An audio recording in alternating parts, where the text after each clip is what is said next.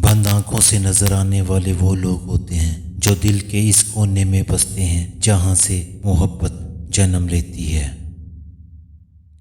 خاموش ہو جایا کریں اور سہ جایا کریں، جھک جایا کریں، مان لیا کریں، یہ عاجزی ہے جو اللہ کو بہت محبوب ہے۔ بندہ جب بااختیار ہوتے ہوئے خاموش ہو جاتا ہے تو اللہ کی نظر میں معتبر ہو جاتا ہے۔ قبر کی تنہائی سے پہلے قدرت ہمیں کئی بار تنہا کرتی ہے تاکہ ہم خالق حقیقی کے تعلق کو سمجھیں۔ عورت کا پہلا غرور اس کا جسم اور آخری اس کے بچے ہیں۔ وہ اپنے آخری غرور کو مکمل کرنے کے لیے اپنے پہلے غرور کو بھی خاک میں ملا دیتی ہے۔ زندگی میں ایک ایسے شخص کا ہونا بہت ضروری ہے جس کو دل کا حال سنانے کے لیے لفظوں کی ضرورت نہ پڑے۔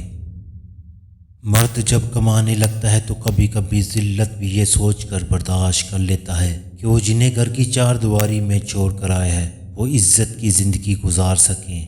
مرد وہ ہستی ہے جو چھوٹی عمر سے لے کر تختہ غسل تک دوسروں کی خاطر جیتا ہے۔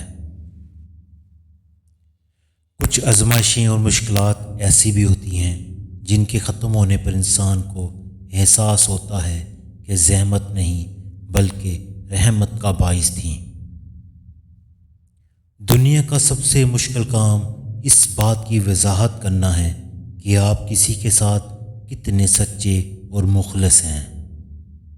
کسی کی بدتمیزی سے مت گھبرائیے، وہ بس اپنا تعارف کرواتے ہیں۔ سمجھداری اسی میں ہے کہ آپ انہیں پہچان کر آگے چل دیں۔ دنیا میں سب سے زیادہ دولت اس کے پاس ہے جس کی ماں زندہ ہے۔ روتا وہ انسان ہے جس نے رشتہ دل سے نبھایا ہو، ورنہ مطلب کا رشتہ رکھنے والوں کی آنکھوں میں نہ تو شرم ہوتی ہے نہ تو پانی۔